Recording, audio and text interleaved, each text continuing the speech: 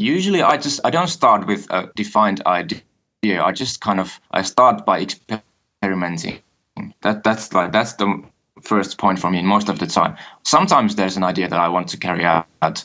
Sometimes I do get like a flash of light in my head, and just this is what I need to do. But most of the time, it's just like I start playing around and see what comes out, and just when something good happens, then I take it from there. So I think for me, like experimenting and kind of having that random element is really important, and I always try to like find ways to bring that randomness into the process. But it has to be in a controlled way, though. But I don't want to be like too precise or too defined in the way I make music. So I think that's just gonna make it boring. So yeah, I usually start by experimenting a lot. But yeah, when I have an idea going on, I usually really try to hone it, so I have the dreaded 4-bar loop, or whatever, and that's the difficult part most of the time. Yeah, from there I just kind of try to get the structure going as quick as possible, and as I said before, I split the process in two parts. So I have the creative part, and then I have the mixing part, which kind of gives the process structure as well.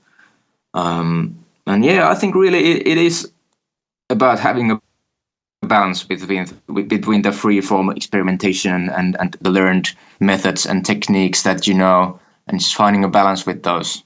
Yeah, I think it's like for me, it's like actually now that I'm thinking about it, it really goes like it starts really, really experimental, and the more finished I get, the more methodical and the more technical I get also.